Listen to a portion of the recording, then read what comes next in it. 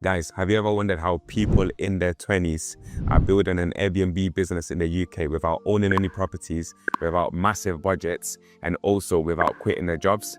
Because if you are, then that's the exact same place that we were in a few years ago. Because if you're ambitious and you feel like life is on repeat, that's the same feeling that got us from no clue to 8 service accommodation units with a system behind it, but we don't need to spend much time managing it. Hey guys, so we're Caleb and Giovanna, and we built a service accommodation business in the UK through Airbnb and management, which means that we don't actually buy the properties, but we run them professionally to generate cash flow through short stays. We both started really young with no fancy background. Caleb's parents, for example, they had moved from Ghana, working in security and cleaning jobs. He's also been trying to provide for his family since the age of 15. With myself, I was in the final year of university and I was living with family in a really small flat, and I was the first one to fall into the Airbnb world, for which I then brought the idea to the table. So what it is, we invested in mentorship, we grafted hard.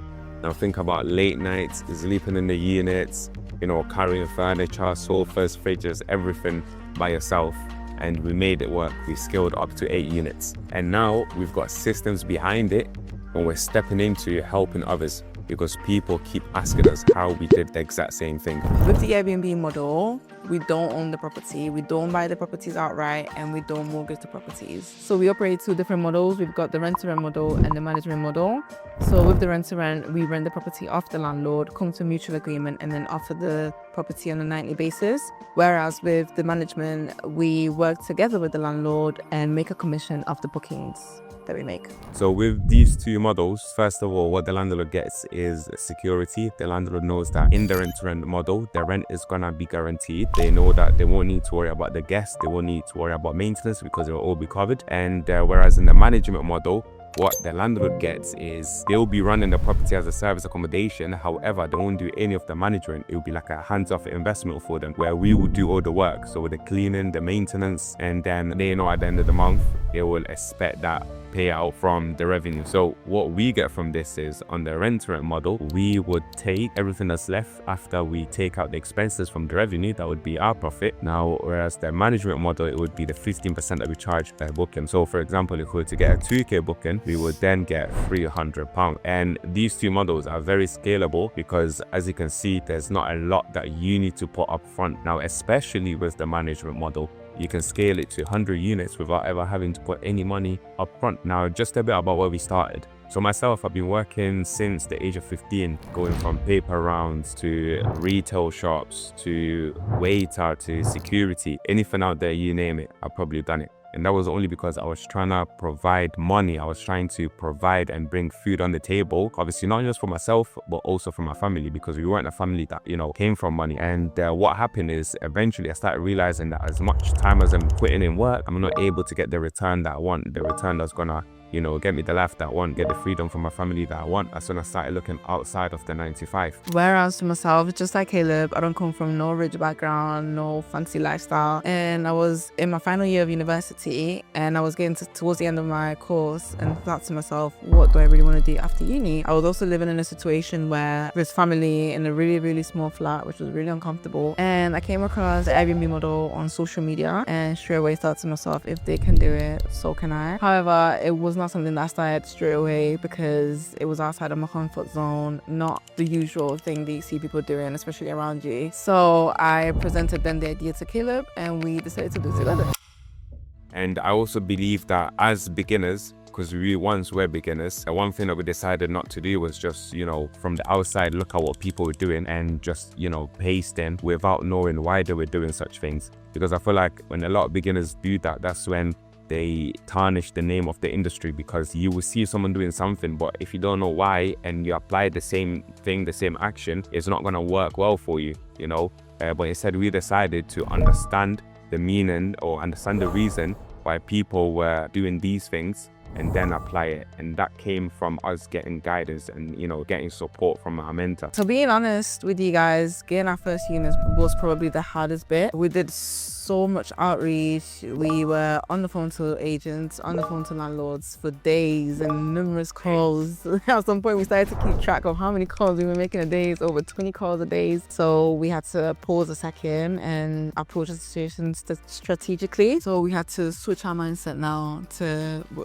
believing that we're already operators. Yeah, so literally we had to position ourselves where we thought of our future selves, and we thought we were already the operators with 1, 2, 3, 4 units. So when we're speaking, or even when we're getting these rejections, we don't lose faith, we don't lose hope, and that's what kept us going. We kept pushing until the point where I think we started seeing more leads convert into viewings, and then more viewings convert into negotiations, until I think we had one viewing. It was that landlord. Yeah, we had an initial viewing, and like the following week we had another viewing. Literally.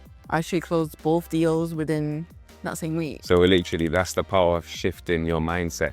That's the power of putting yourself in the shoes that you're trying to grow into. Just put yourself in those shoes and then you're gonna grow. And I think along the way as well, one thing that we realized is we kept getting a lot of objections. There were so many that were so repetitive, to the point where we even had a list of objections, and both myself and Giovanna, we kept training on how to overcome these objections whenever landlords were throwing them, agents were throwing them, to the point where we would walk into rooms in viewings, we would get on phone calls with full confidence, because there was no objection that we hadn't heard of, or no objection that we didn't know how to overcome. What objections might do is it might bring your confidence level lower, because you think it's maybe personal, but it is never personal. These people don't know you, you don't know these people, so just go straight right back into it. It's so hard to take in rejection, because nobody likes to get rejected. It feels some type of way, you get it? Like, it feels like you're small. It diminishes you, as a person. But I think as long as you don't let it affect you, don't let it get inside of you, you will be all right. At the end of the day, if they reject you, you know that you're just a step closer to your yes. You know that meant that opportunity was not for you, but the next one will be. It doesn't mean that, no, you're a bad operator, you will never, become an Airbnb operator. That's not the case. It just means this deal was not for you. So I think that's how you should look at it, and that's how we looked at it, to be able to get past these rejections. So straight after we acquired the property, of course, now it's time to set them up, meaning that we had to, do the initial first shin. We had to buy the furniture packs. So we spent about 3 weeks in our first property, away from family, up late nights, building furniture, moving furniture about, and trying to understand where you wanted what to fit, trying to make it like color coordinated. So it was just a lot, but that was our first one. But once you do it the first time, you can then set yourself an idea of what you want your Airbnb properties to look like, or even get inspiration online and just repeat the same thing. It's always the same thing anyway. Yeah, no, it's definitely got easier, obviously, after a couple of units. I think even one of our latest one beds that we picked up, we literally staged it within 5 days. So that's how we improved our turnaround when it comes to the staging. Yes. Now at this point, obviously, we secured our first unit, staged our first unit, and from the point on the 1st to the 8th, what happened there was we had this blueprint that we're literally repeating over and over and over again. It's like, once you understand how to do one thing, it's so easy to package it into like a system or a framework, and then you just keep repeating it. And that's exactly what we did. So the outreach, we got better, the closing deals we got better, the negotiation we got better, the staging we got better, the operation we got better. So as we're getting better on all these angles, we're then just improving the way we operate. And then what we started doing that really helped us to, let's say, even get to the point where we can manage 8 units without an issue, is systems and team. So we decided to focus heavily on systems, and that comes in forms of our channel manager, which we use Uplisting, our dynamic pricing software that obviously it sets the prices depending on the market and depending on the season, and a lot of other systems. And then when it comes to the team, we had a very good cleaning team, and the cleaning team was basically our eyes on the floor. So since we're not there, whenever they go to clean, they give us reports. They have a checklist that they go through to make sure that everything is still in the same place. If not, they shift everything in the same place. Having the cleaners was such a blessing. Yeah.